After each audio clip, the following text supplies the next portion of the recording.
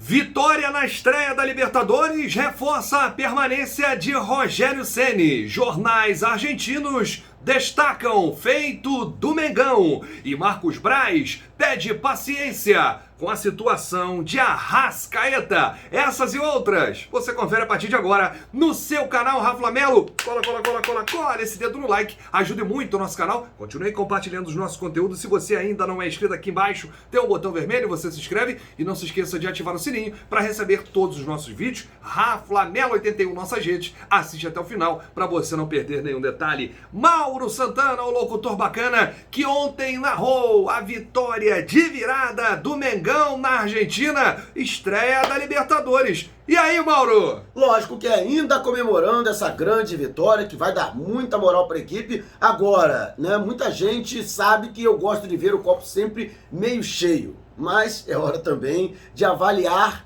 a situação do sistema defensivo. A vitória foi legal? Foi, mas o Flamengo completou 4 jogos com 9 gols sofridos. É verdade. Um time como o Flamengo não pode tomar tantos gols em poucos jogos, né? Tomou 2 gols para o Palmeiras, 2 gols para a Portuguesa, 3 gols para o Vasco e 2 gols ontem contra o Vélez Sarsfield. Mas o Flamengo ontem, com apenas um jogo, encerrou 3 tabus. O Flamengo não vencia um time argentino lá dentro pela Libertadores desde 82. Eu não era nem nascido. Não vencia um time argentino lá dentro por competições sul-americanas desde 2001. E não fazia 3 gols fora de casa na Libertadores desde 2010. A gente tem que exaltar também esse feito, essa vitória na estreia de virada da Libertadores, né, Mauro? Com certeza, nem o time de Jorge Jesus conseguiu esse feito, por exemplo, de marcar 3 gols fora de casa na vitoriosa campanha do título de 2019. Realmente, e mais uma vez, né, essa geração do Flamengo consegue alcançar um feito apenas da época da geração do Zico, em 1982. Lógico que, pela natureza da vitória, pela tradição do adversário e pela dificuldade da disputa, e até pela rivalidade Brasil e Argentina, é uma vitória, sim, que recoloca o Flamengo como um dos favoritos à conquista do título da Libertadores. É verdade. O Flamengo só venceu ontem o líder do campeonato argentino. O Vélez Sarsfield é líder do grupo B. E com isso, jornais argentinos exaltaram a conquista do Flamengo. Vários jornais falaram aí dessa vitória do Mengão, mas eu vou citar aqui um. Olha o que disse o Diário Olé.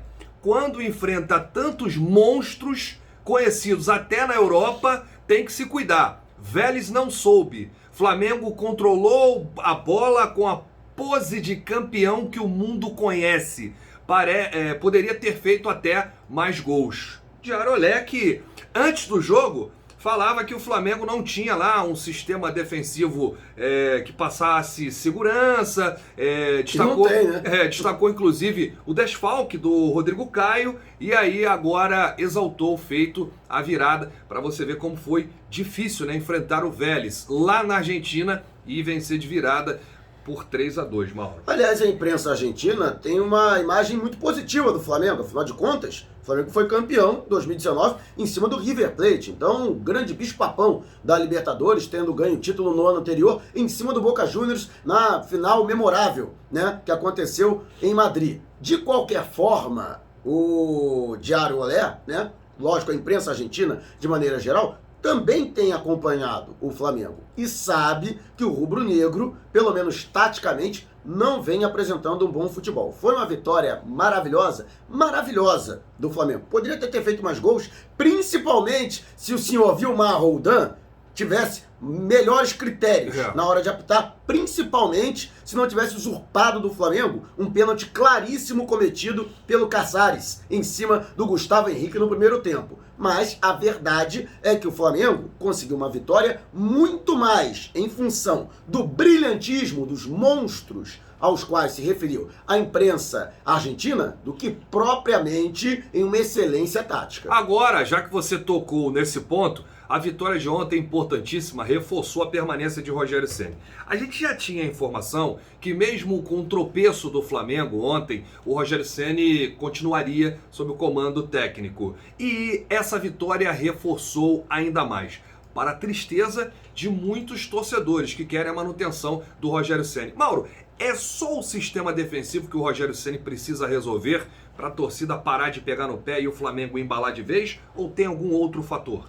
Não, existem outros fatores também. Por exemplo, hoje o Flamengo tem uma lentidão absurda da transição da bola da defesa para o ataque. Algo que era muito mais rápido, até mesmo com o Domenech Torren. Havia uma dinâmica muito mais fácil da transição dessas jogadas. Aliás, o Flamengo criava até muito mais jogadas ofensivas com o Domi, só não conseguia concluir, né? Com qualidade. Mas a verdade é que Ceni ainda não conseguiu resolver isso, muito em função de que ele utiliza defensivamente dois volantes que não são propriamente de marcação, eles têm uma excelente saída de bola, tanto o Gerson quanto o Diego, que para mim não é volante, utiliza o Arão, né, que é volante, como zagueiro, justamente para compensar esta situação da saída de bola. E, no meu entendimento, o Arão, ele pode até não atuar como volante, mas em certos momentos da partida vai se exigir que ele seja zagueiro, coisa que ele não é. E outra coisa, né?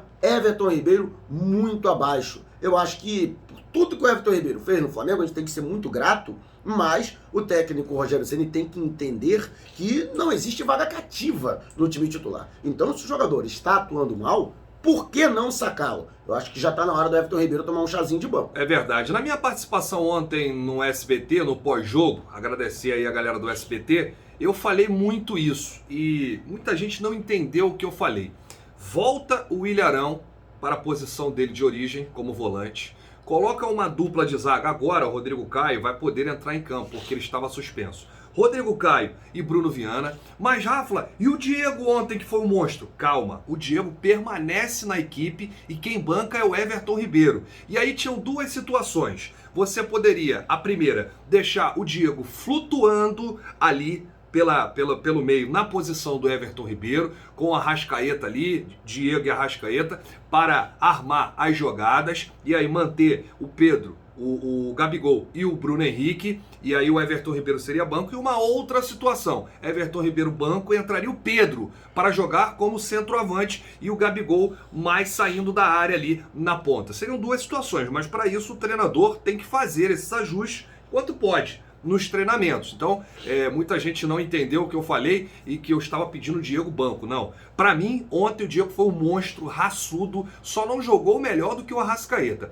O Arrascaeta foi o grande destaque da partida, o cara que fez aí o terceiro gol, deu muitos passes, não é não, Mauro? Verdade. Outra alternativa, essa bem mais ousada, mas que eu testaria. Aliás, não sei por que o Ceni não faz isso no Campeonato Carioca, porque eu acho que a grande serventia do Campeonato Carioca é o laboratório para as demais competições. Tentar o Arrascaeta como falso 9, deslocando o Gabigol e adiantando o Arrascaeta. Ele atuou assim em diversos jogos pelo Cruzeiro e atuou muito bem, inclusive em um deles fez gol no Flamengo, né, que você há de lembrar na primeira partida da final de 2017 na Copa do Brasil. É verdade, é uma mudança mais ousada, mas olha aí, quantas coisas a gente já falou aqui que o Rogério Ceni pode fazer aí para consertar um pouquinho esse time do Flamengo. E por falar em Arrascaeta, 6 anos no futebol brasileiro, 294 jogos, 84 gols, 72 assistências, 11 títulos, 2 campeonatos brasileiros, 2 Copas do Brasil, 1 Libertadores e só no Flamengo, 34 gols, 33 assistências, 105 jogos. Aos 26 anos, eu posso afirmar aqui, Mauro Santana, que o Arrascaeta já é um dos maiores gringos da história do futebol brasileiro? Sim, claro que sim. Se eu não me engano, em termos de gols, ele já está no top 10. E no Flamengo, por exemplo, talvez ele, em termos de gols, né, ainda falta chegar em alguns jogadores, até porque eles passaram muito mais tempo. Olha, eu acho que ele está na sua terceira temporada no Flamengo, né? O Duval é o que tem o maior número de gols. Eu tenho aqui a agendinha, o Duval é o líder, com 94 gols. O argentino marcou somente no Flamengo. O Diabo Louro, como era chamado. Ele que jogou também no Fluminense, né? O Benítez, paraguaio, 74 gols. O Petkovic tem 57 gols. Mas em termos de títulos, o Arrascaeta é o maior gringo da história do Flamengo, mano. É verdade. Ele que ocupa a 7ª colocação, né? Mas, se não me engano, foram 8 títulos conquistados até agora. 8 não, 7, né? Porque ele ainda não era jogador do Flamengo na Copa Mickey. Mas é um número, vamos dizer assim, espantoso. 11 títulos no futebol brasileiro, né? 2 brasileiros, 2 Copas do Brasil, 2 Supercopas do Brasil, 2 Mineiros, 2 Cariocas e uma Libertadores. Que isso, hein? É muita coisa aí. Em 6 anos apenas. O uruguaio de Arrascaeta. E o Marcos Braz falou, hein, quando o Flamengo desembarcou essa madrugada aqui no Rio de Janeiro, ele falou o seguinte em relação ao Arrascaeta: não muda nada do que pensamos sobre o uruguaio. Fez mais um golaço como muitos outros. Fez mais um jogo acima da média como sempre fez. Tanto é que quando fomos comprar, pagamos uma quantia considerável. Não há nenhuma surpresa. Tenho certeza que na hora certa vamos chegar a um denominador comum. E essa história, que é mais uma espuma do que outro tipo de problema, vai acabar. Temos a situação dele e de outros jogadores. Temos que ter aí o mesmo cuidado e o respaldo. Evidente que ele é um jogador com uma importância enorme no elenco, mas tem que esperar mais um pouquinho. É questão de dinheiro e situações que a gente precisa esperar para avançar nessa situação. É bom sempre deixar claro que é um jogador com 2 anos e 8 meses de contrato. O Flamengo paga nos dias corretos, dentro da normalidade, mas não significa que não vamos dar uma olhada e analisar para ter o reajuste ou qualquer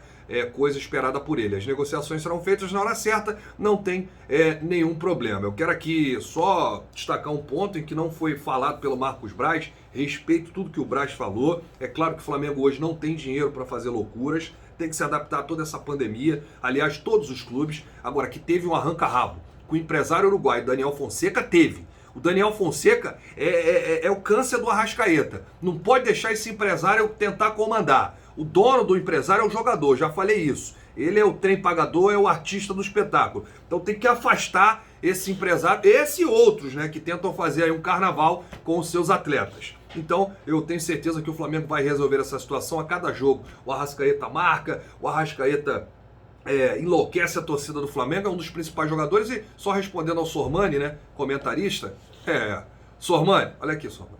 O Arrascaeta é sim o melhor jogador em atividade no futebol sul-americano, hein? Eu não falo nem no futebol brasileiro, no futebol sul-americano. Quem é melhor que o Arrascaeta aí? Lá do River, do Boca, ou de algum outro clube. Então, respeito, hein, Sormani? Mauro, pra gente encerrar aqui, eu quero mandar um abraço para um cara que foi campeão de tudo como jogador do Flamengo, foi campeão do Brasileirão de 2009, o Andrade. O Andrade que tem vaga em qualquer clube do mundo, jogou muita bola no Flamengo. Parabéns, Tromba! Você acompanhou muitos jogos do Andrade, hein? Aliás, tem uma curiosidade, né? Eu que acompanhei até o Andrade no início da sua carreira como técnico, ele que em 2004, depois de um belíssimo trabalho na base do CFZ, Clube do Zico, ele foi comandar a base do Flamengo. Depois se tornou auxiliar fixo da comissão técnica permanente do Rubro Negro e em algumas oportunidades ocupou interinamente essa função, como por exemplo na reta final do Brasileirão de 2004, quando livrou o Flamengo do rebaixamento, aquela goleada de 6-2 sobre o Cruzeiro em Volta Redonda. Eu estava lá e vi a história passar diante dos meus olhos, mas eu tenho muito orgulho de dizer que eu ajudei a construir a história do hexacampeonato, porque quando o Cuca deixa o Flamengo, ele é demitido pelo presidente Delair Dambroschi e acontece uma verdadeira crise, porque isso foi a revelia do então vice de futebol, Kleber Leite. Marcos Braz assume no lugar do Kleber e o Cuca é demitido e o Andrade assume de maneira interina. A intenção do Braz era contratar um técnico de renome para o Flamengo. Mas eu enchia o saco do Braz. Vamos dar moral pro Tromba, que é o apelido do Andrade. E eis que o Andrade também, vamos dizer, entre aspas, me ajudou e conquistou partidas importantes, vitórias importantes, como por exemplo, saiu daquele jejum sem vitórias em cima do Santos, na Vila Belmiro, naquela oportunidade com os 2 gols do Adriano Imperador. E meu lobby deu certo, né? O treinador acabou sendo efetivado e o Flamengo campeão brasileiro. Tá explicado porque toda vez que o Marcos Braz te encontra, ele fala: Mauro Santana, é a pedra no meu sapato.